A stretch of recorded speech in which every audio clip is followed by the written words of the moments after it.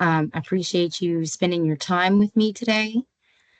A couple of quick announcements before we jump into the material we're going to talk about. NCCT prep is still going on Tuesdays at 2 o'clock. That is an every week thing, so feel free to hop in whenever you feel the need. Again, I do recommend you wait until you're starting to prepare for that exam, or maybe a little bit before that, maybe halfway through your program, to where the material is familiar to you. Okay, let's see. Um, I am going to be out of the office tomorrow. I will be at a conference in Baton Rouge. So I will be available on Teams, um, or text message if you don't have Teams. But try, if those of y'all who have not hit me up on Teams, get on Teams so you get familiar with it. Again, this is something that you're probably going to use in your workplace all the time. So getting to know it now with me is better than waiting and not being familiar with it when it's time for you to use it professionally. Okay. So hit me up on Teams if you need to. Text message, worst case scenario, I suppose. But I will not be available for calls, and I will not be at my laptop checking emails or in the system doing anything with assignments, opening stuff, closing stuff. Everything for next week is going to be open this evening because of me being out tomorrow.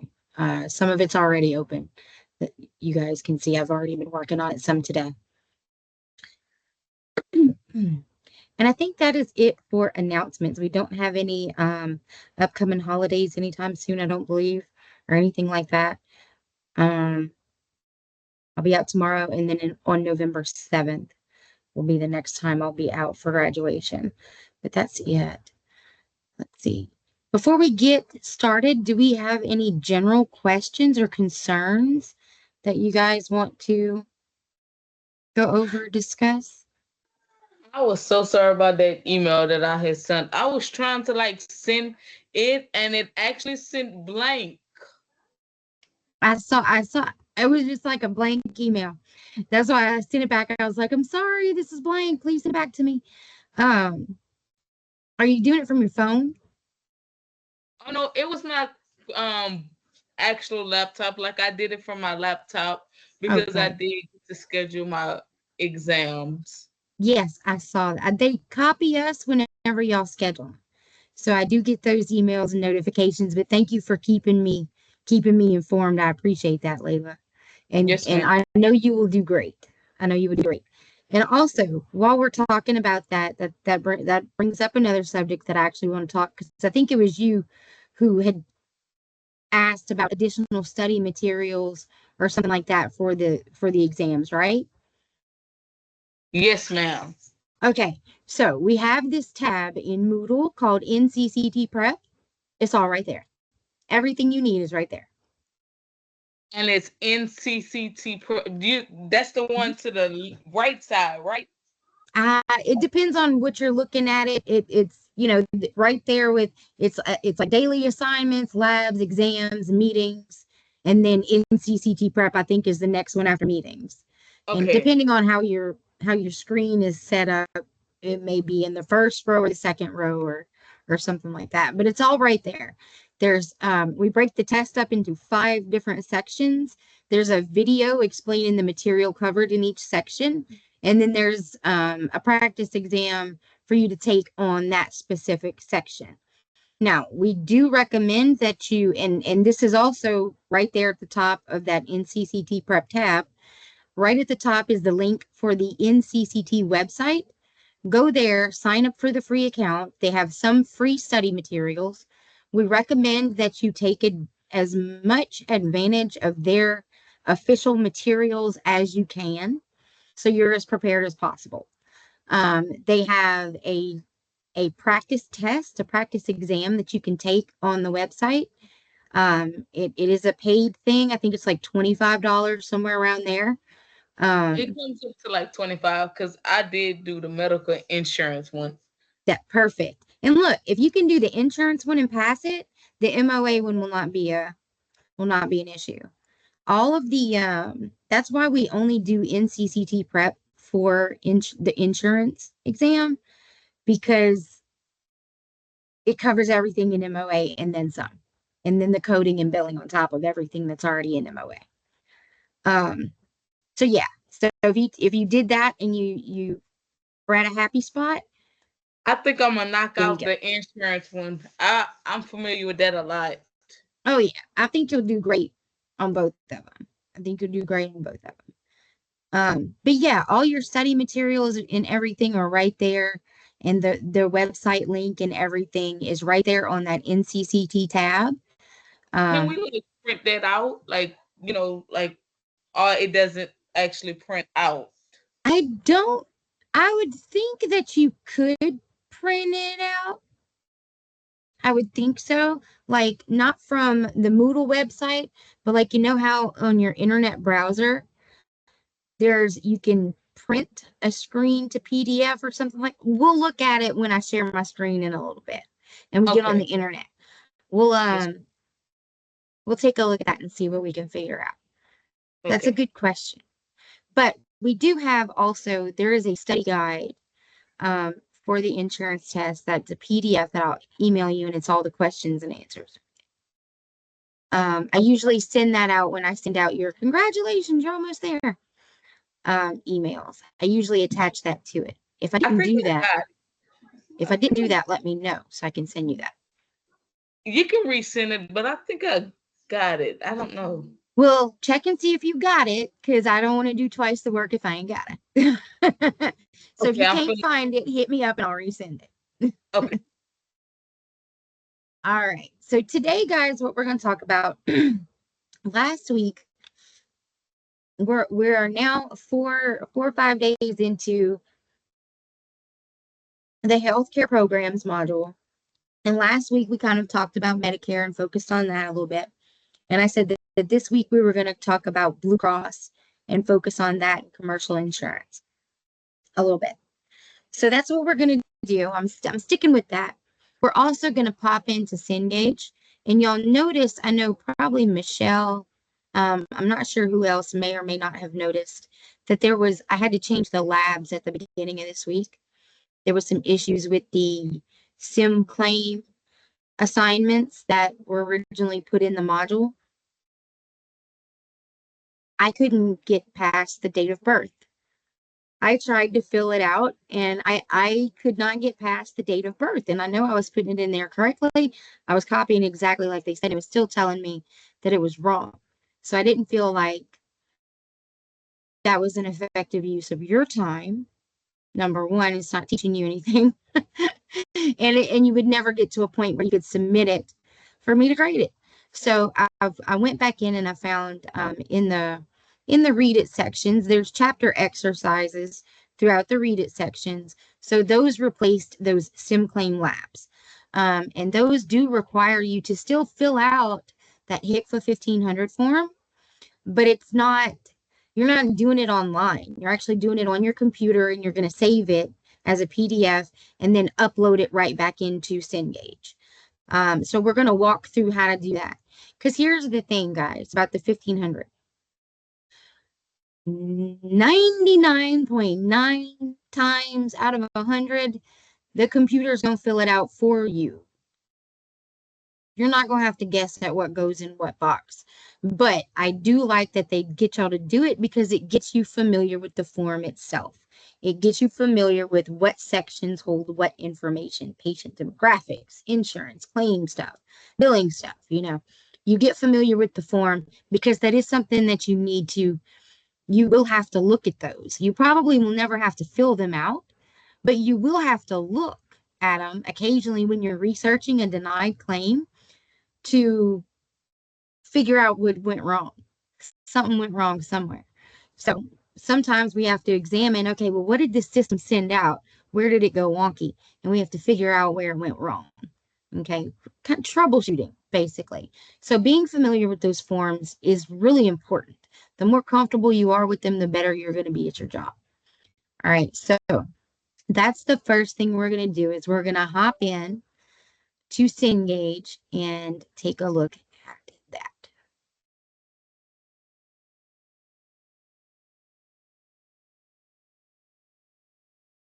All right, so the one that I am going to hop into is, I think tomorrow's, day 6 is, yeah, tomorrow's lab, exercise 13-1.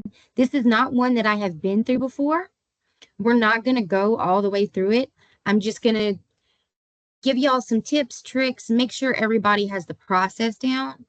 Because we do know that we have some students that are not as tech savvy as other students. And we have new students that are coming in and not familiar with Cengage or different things. So we just want to make sure that everybody is set up for success, basically, on how to do these assignments. So it's bringing me straight to this exercise, 13-1, completing a Blue Cross Blue Shield as primary CMS 1500 claim. So I do believe we have to. You hit the little arrow in the corner, it's going to drop down. You have your notes, instructions, start assignment. And here's where some people may be getting confused at. All right. So what it wants you to do, and you just take it step by step, y'all. Download the blank CMS 1500. Well, that's a link. All you got to do is click that link, and it's going to open that form in another little tabby. Now, I will say, normally your doctor's offices and insurance companies and billing offices, we have to buy this form. This is not something that's free for download off the internet. We have to purchase this form. So having the PDF fillable and blank is kind of like, I saved it so I would have it forever. Because as a teacher, it's hard. Like Michelle had to found me a good example one time on the internet. This is a great example. You can zoom in on this. You can look at the whole form, it fill it out. It's great. So I actually saved it as a resource for myself to use later. But the best way to work on this, all right, so we've opened our 1500 form. We're going to hop back over to Cengage and see what our next step is. Review the Mary S. patient case study, figure 13.5 in your textbook. All right, so we're going to click on the link for the case study, and bam, there it is. All right, so we have our case study in one tab. We have our 1500 form in another tab. And what I really love about this, guys, is this is exactly how y'all are going to be working in a medical office. Multiple pages, multiple tabs. You're going to be jumping back and forth from stuff. Usually in an office, you're going to have a multi-monitor screen. You're going to have 2 screens hooked up to your computer where you can look at multiple things at the same time for this very reason. Because we do it so often, that's just the way our offices are set up. We need 2 screens. We're looking at too much stuff, right? So, but if you do not have 2 screens, what you can do to make this a little bit easier, all right, and what they want you to do in Cengage is review the information, blocks 1 through 33, enter it into the CMS. So we're going to get our information from Mary's little form there. So what I'm going to do is I'm going to click on this tab and I'm going to pull it out to where it's by itself in a window. And I'm going to shrink it down to where it's only taking up about half my page. Okay. Then I'm going to do the same thing with that 1500 form. I'm going to click and hold, drag it down to where it pops out on its own. Size it down to where it's about half the page. All right, so then now we have multiple stuff open. So I am going to minimize this one so you can see. I've got Mary's form on this side and my 1500 on this side. I'm going to zoom in on this patient demographic part. I'm going to zoom in on this patient information part over here. And then I'm going to go to town. All right, I'm going to start filling in my stuff. All right, but and then I can scroll down on this, scroll down on this. You just move your mouse over. That's how you can see both screens at the same time if you do not have a dual monitor system, and make this a little bit faster for you. Okay. All right. So one of the most common, I graded some of you guys' stuff. And I will tell y'all now that the most common mistake I saw on it was in the patient's name. Y'all did all kind of stuff correctly, and then when the patient's name came up, it was like something disconnected there. So the way they list out how they want it: last name, comma, first name, comma, middle initial. Okay. Could be patient Mary, comma, S. You don't need to put the dot. Okay. You're just going to type it like that. And then we're going to move down. They want the number in the street, only the number in the street. So 91 Home Street. And I'm spelling it out because that's the way it's done in the demographic. If they abbreviate it, feel free to abbreviate it. Okay. All right. And then we just go to our next one. Nowhere. And you can tab to go to the next tab on your keyboard. We'll take you to the next field. New York tab. 12367 dash 1234 tab 101 201 8989. Or I didn't tab when I thought I tabbed. But anyway, y'all get the point. Y'all see how I'm hopping from field to field and just able to enter in the information as we go, right? So that's going to make that process a little bit quicker for you. But that's the kind of stuff you're also going to be doing in a medical office. You're going to be looking at an account page in the EHR system from your office, and then you're going to have like the insurance company's website pulled up on your other monitor, looking at an EOB or a claim or something like that. Okay. All right. So I'm going to go ahead and drag this back out. All right. So let's hop back into here.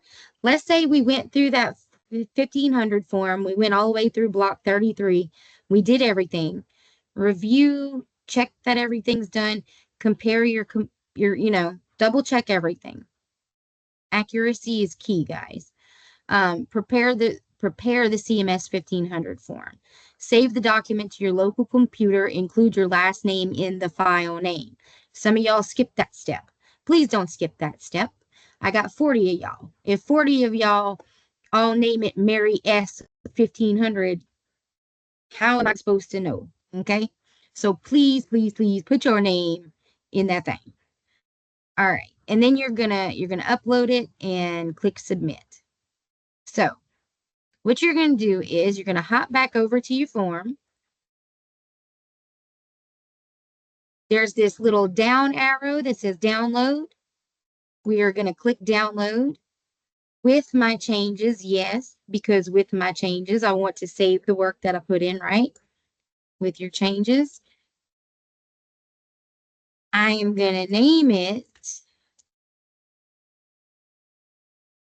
B. Guillory. And I would actually probably, me being me and who I am and liking to be really exact and all that kind of stuff, I would probably put B. Guillory, and then I would put 13, whatever exercise that was, 13.1. I'm going to save it to my desktop or whatever file I keep my schoolwork downloads in. And I'm going to click save. All right. So now here it is on my desktop where I can easily find it, right? Right there. But I got to upload it for my directions. I have it typed out. I have it saved to my computer. Now we're going to upload. So you simply come down here to choose file, make your way to your desktop via, your menu over there. And here it is, B. Guillory 13.1. I'm going to open. And there's my file, B. Guillory 13.1. Don't bother checking your work because there's nothing to check. You're just saving the form. And then I can either save it or submit assignment for grading. Go ahead and submit assignment for grading. It's going to ask you if you're sure. You're probably sure if you've already uploaded it. Okay. And then there you go. Assignment finished. All right. Any questions concerned about this process? No? Good, because I really like how they do this. What you got, Michelle? Um, one of the issues I had with the old assignment was that I was using the hyphen in the zip code, Mm-hmm. and you put the hyphen in the zip code for this one. Do me a favor. That old Uh-huh. assignment, Yeah. completely forget it. Okay. Forget it exists.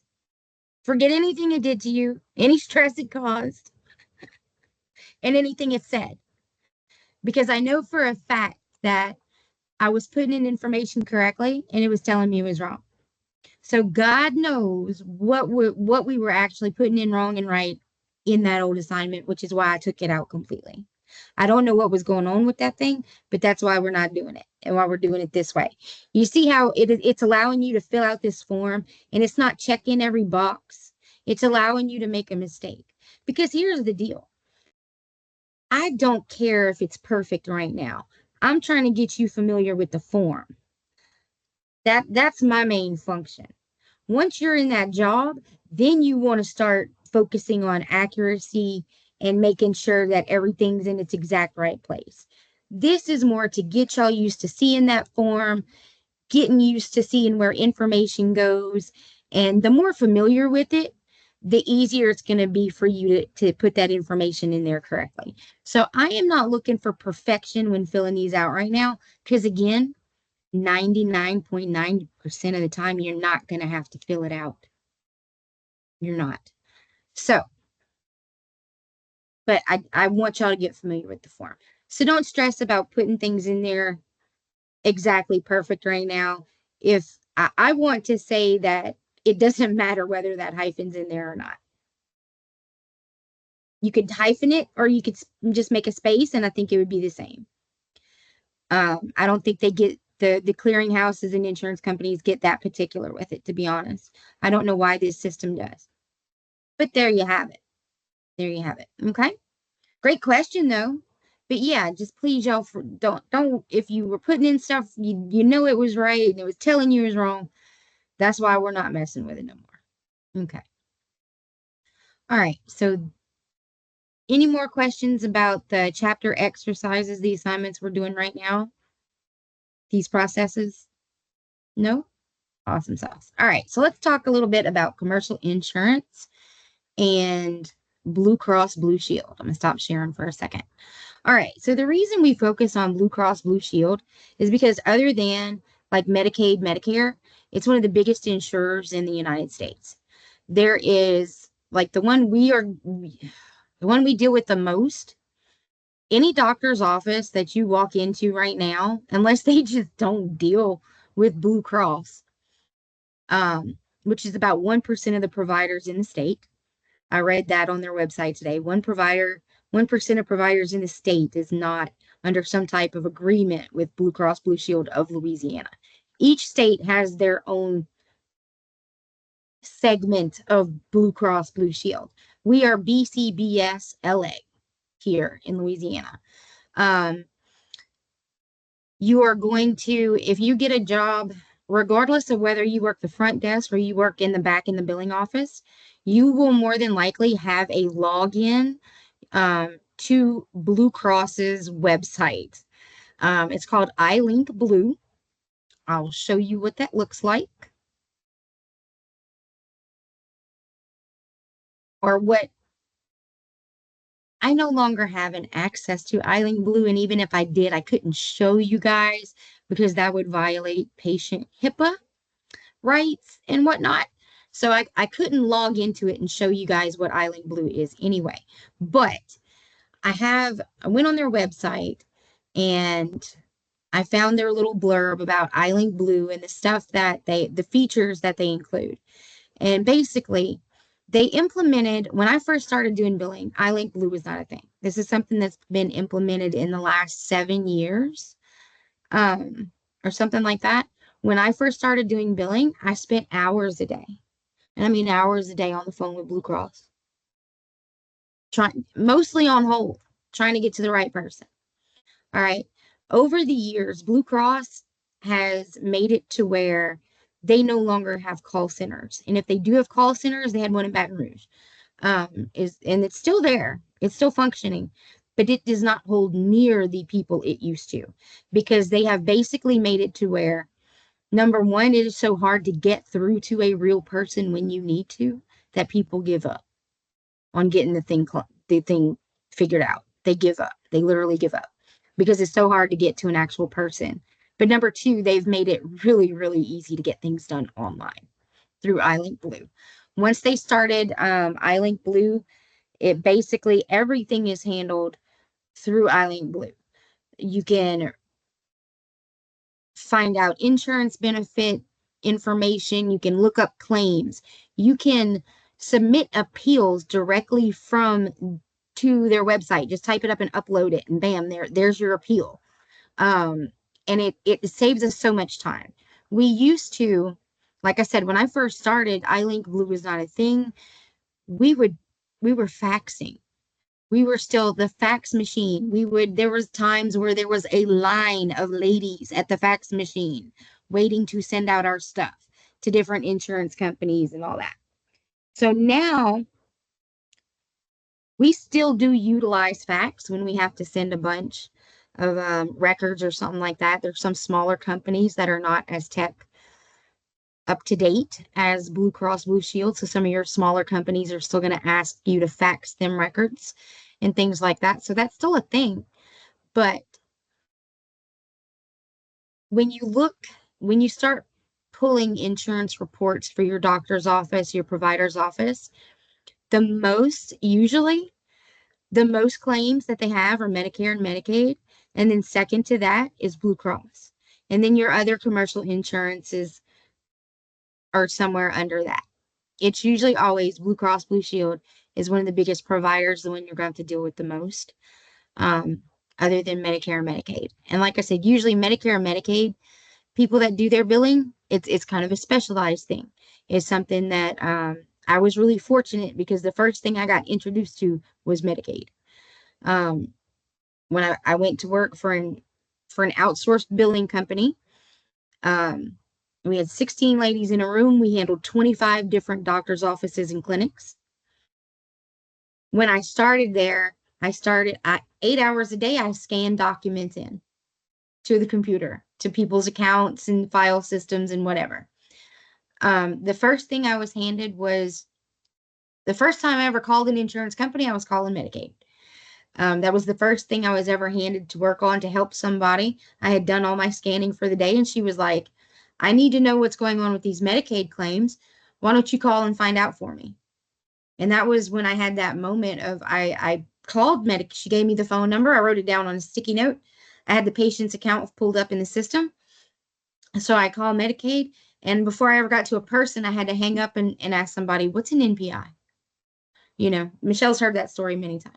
It's one of my favorites. But that's just to give you all an example of where I started and how you learn along the way sometimes. And how much more y'all are going to know than I knew starting out.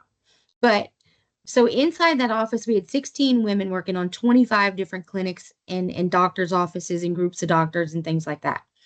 There was one lady who handled specifically Medicare for about 5 or 6 different companies, different clinics. We had one lady who did everything for one particular cardiologist clinic because that's how that clinic wanted it. They didn't want their claims being handled by having to go to different people in our office. They wanted to be able to call one person and say, hey, I need to know about this patient, or this patient, regardless of what insurance company they were calling about. Okay. They only wanted one person handling their stuff. So we designated one of the 16 people, and she did just that clinic. That was her clinic. That was her baby. That's how I started out. I had one clinic that was my baby. And I started out, it was a charity clinic. So handing me Medicaid, that was the bulk of the cases for that clinic. They were either Medicaid patients or cash pay patients. They either had Medicaid or they didn't. That's why they handed me that clinic and why I got to do Medicaid first and learn it really well.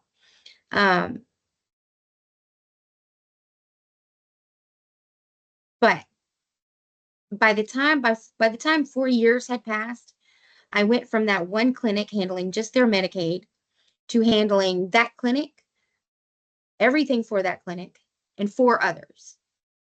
Now, for the 4 other clinics, I didn't do all of their stuff. I only did either Medicaid for this one. I did just commercial insurances with the other one, which would include Blue Cross, United Healthcare, Vantage, anything commercial for that clinic. I may have done just patient account balances for another clinic.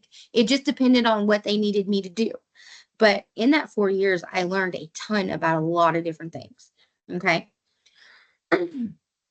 So if you go to Blue Cross of Louisiana's website, you can read up, you can download user guides. I highly recommend, you can see there's a link right here. iLink Blue user guide.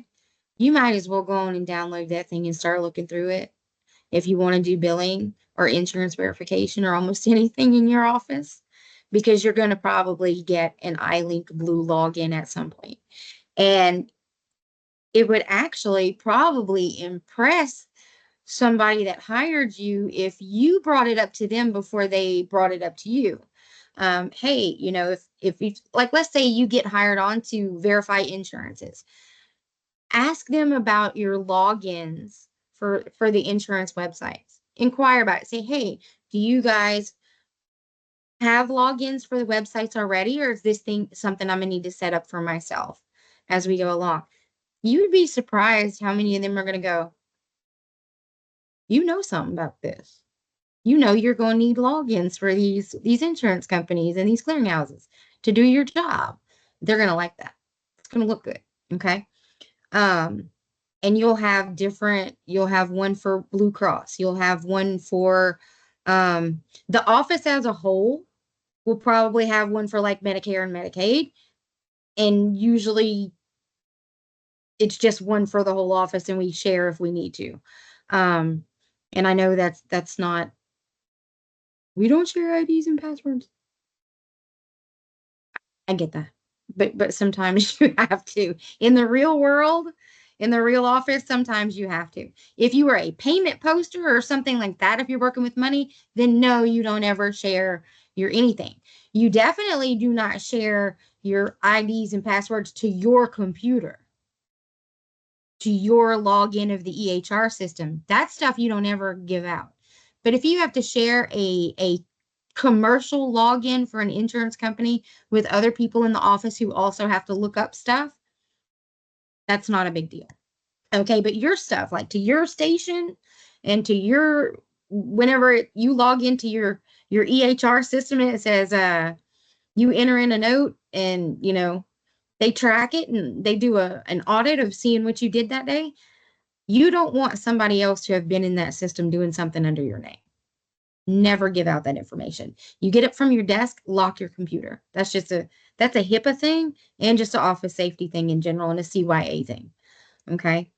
But yeah, so you may get your own login. You may have to share one with the group or whatever, but you will have to go on there to do research when you're researching claims, when you're verifying benefits, when you're tracking down payments, because sometimes you have to do that.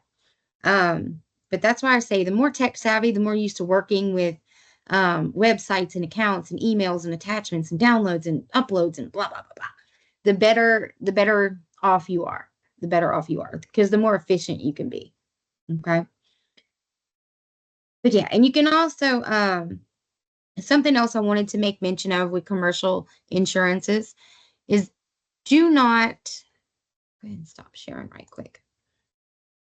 Do not get caught up in trying to remember all the benefits of all the different insurance plans or all how it breaks down.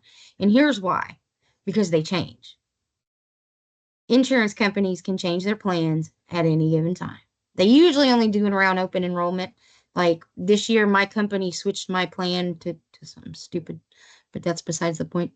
But insurance plans and benefits change over time as new laws go into effect, as new medicine comes out. Something that wasn't covered previously may be covered now. Something that was a non-payable service now may be payable under a certain plan. Something that, um, the patient used to not have a pharmacy deductible. Now they have a $250 pharmacy deductible. Things change. So there's no reason you need to, oh, I gotta know exactly everything there is to know about a Blue Cross PPO plan. I gotta know exactly. No, you don't. You don't. If you look up their benefits in the Blue Cross website, it's going to give you the most up-to-date information. And that's why we verify, so we can get the most up-to-date information as of that day. Okay. So you don't stress yourself out about memorizing everything. The one thing I would memorize about insurance plans is with an HMO, you always have to have a referral to see a specialist. That's one thing. Another thing is with Medicare Advantage plans, you can't have a secondary payer. You can't have a secondary insurance. That's two things out of all the medical plans I can think of that I would just common knowledge of knowing that would be good information, right? All right. So, but anytime you want information on medical plans, internet, y'all, the internet, we use all the resources we can.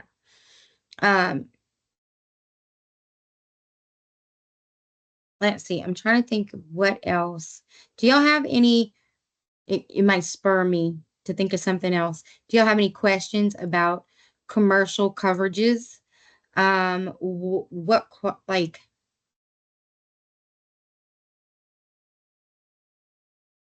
What qualifies as commercial coverages?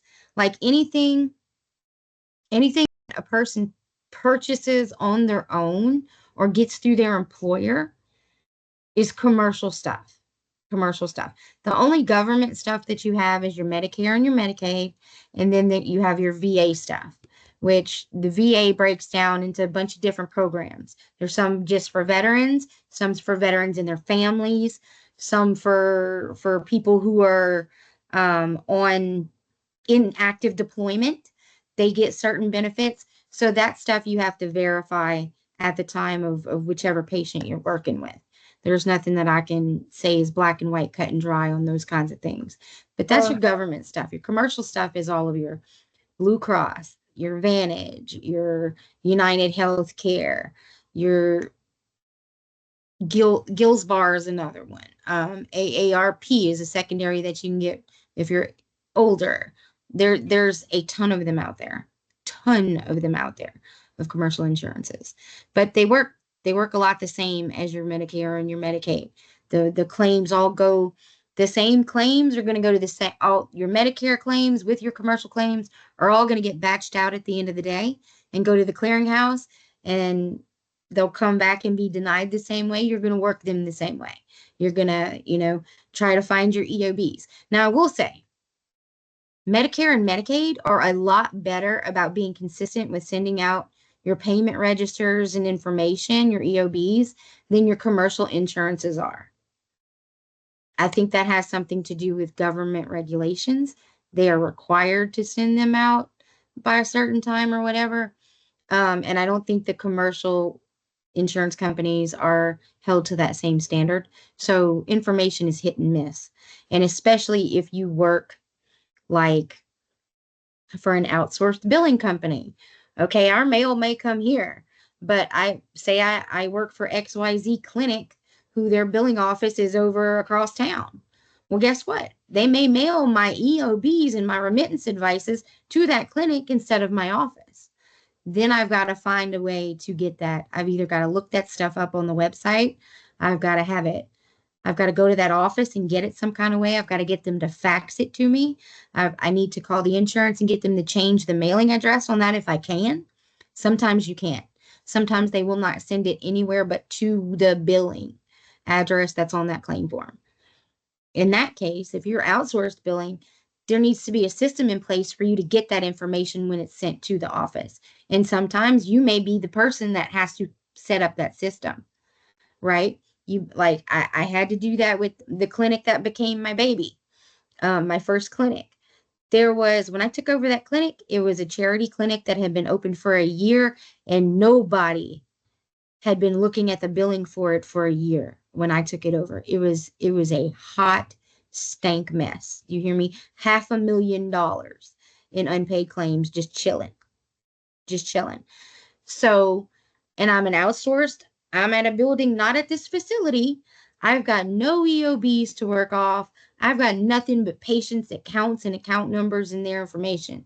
So the first thing I had to do was start getting on Medicaid's website and start researching each account. Start at the top and work my way down. But what's cool about that is once you research one account and you get that EOB is probably not going to be just for that patient. There's going to be other claims on there. So once you have it, you can work all the claims on that EOB, and then you've hit like 10 accounts at once. Make sense? That makes sense? So like I would get EOB, I got EOB number 1 for patient number 1 that I looked at. And I was like, okay, this patient had 7 dates of service. 3 of them are listed on this EOB. I can knock these out. And then, all right, well, this EOB also has Jane Doe on here. So let me pull up Jane Doe's account and see if any, let me add this information in here while I have this pulled up in front of me. It's all about being efficient and saving yourself some time. Okay.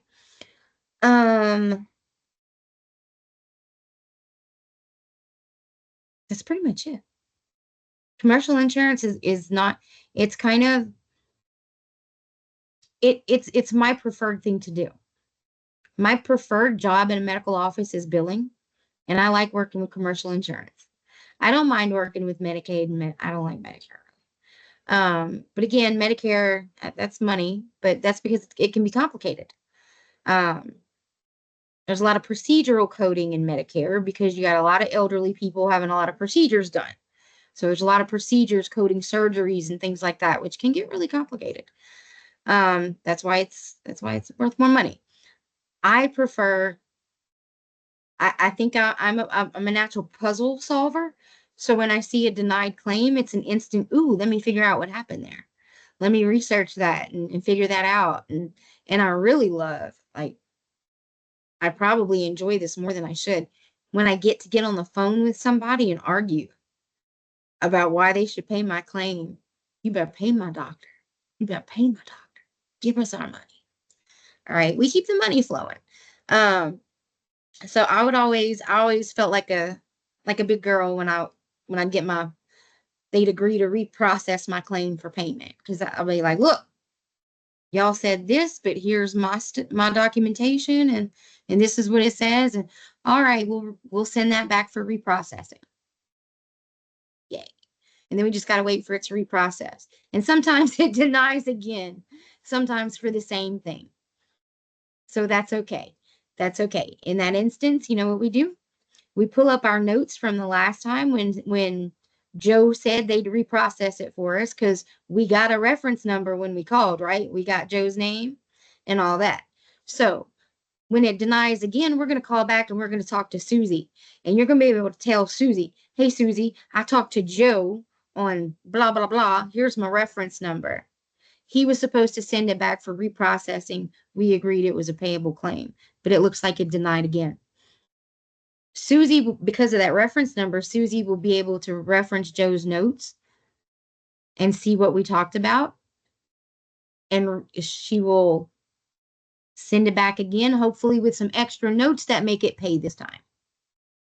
Yeah, sometimes it takes going around a few times to get things paid and taken care of. But that's the job. That's the job. And y'all, it's a cush job.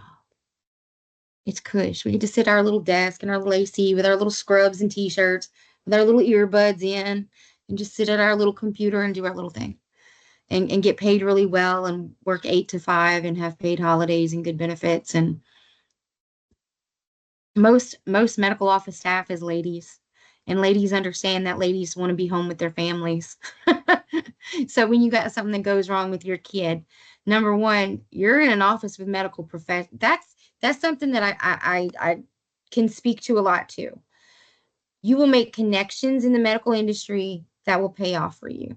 I had a doctor remove my gallbladder when all I had was Medicaid, who was not he did not normally accept Medicaid patients, but I did his billing. So when I called him and I was like, I need my gallbladder taken out, but I'm a Medicaid patient. Is there anything you can do? He was like, I got you. Come on.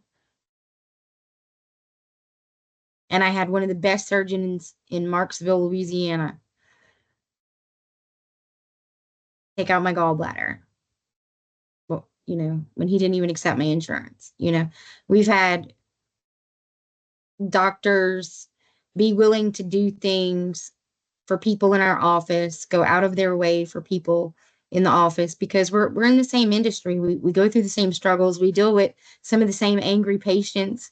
We know, we know what we deal with.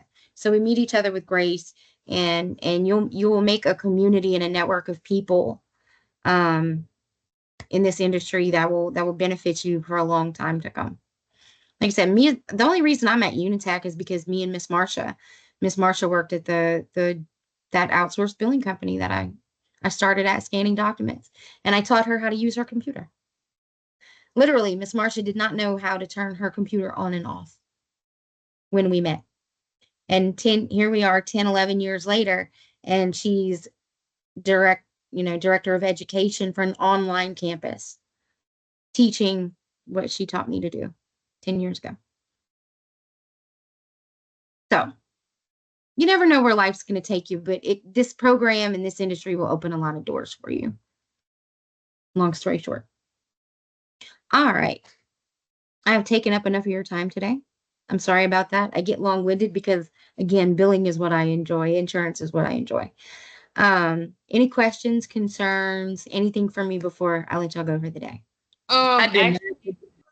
I'm sorry.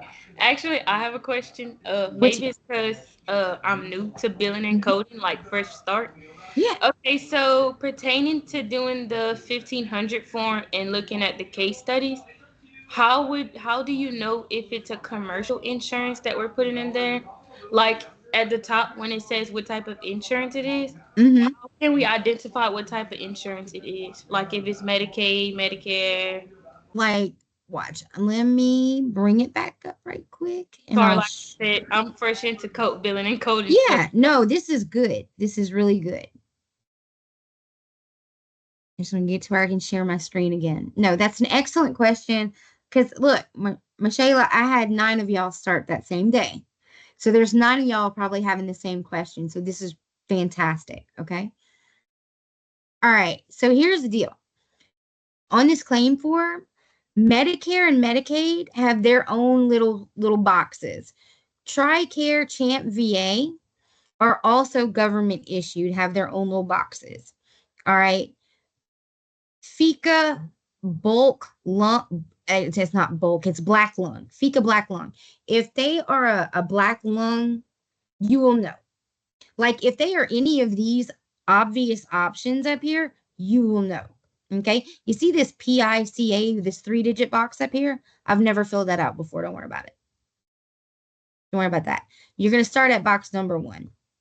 And if it's Medicare or Medicaid, it should say that. If it's TRICARE, it should say that.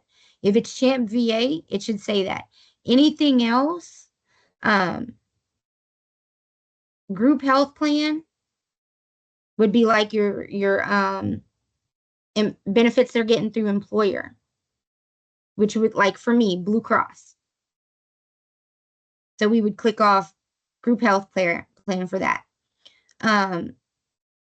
This FICA and black lung, those are real specific things that are under Medicare. So you would know if you had to use that box. Okay. But that's it. Like everything else commercial is going to be right there. That box. But the way you're going to know if it's if it's not government issued, it's commercial.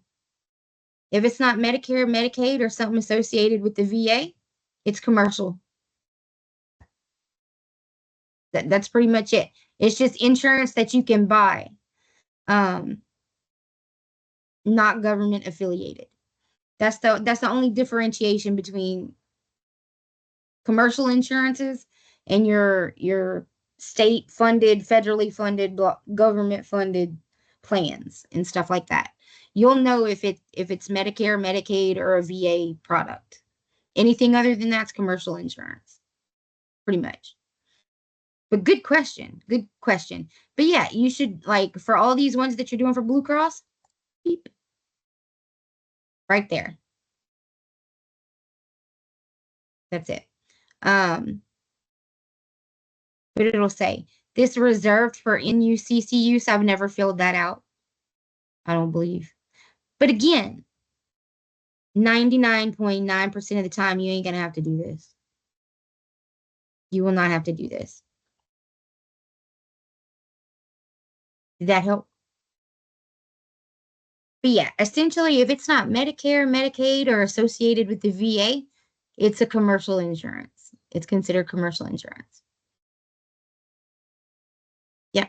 Anything that's not government run, that somebody can purchase on their own or through their workplace, it's commercial insurance. Yeah. Any of the ones that are out for profit, basically. Excellent question, though. No, that's a really great question. I'm glad you asked that. All right. Any other questions, concerns? I did not get the study guide. I That's because didn't. okay. I'll email it. Okay. Not a problem. I'll get that to you this afternoon. Let me make myself a note because I will forget. Yeah. Study guide. All right. Yeah, you were on that 10-8 email. So I want to say, I could swear. But anywho, all right. So I'll get that sent to Layla. Any other questions, concerns before I let y'all go? That's it. All right, folks. Well, again, I will be available on Teams or text message tomorrow. And other than that, I'll see you Tuesday at NCCT Prep if you come. Y'all have a great weekend. Be blessed, y'all. Thank you for your time.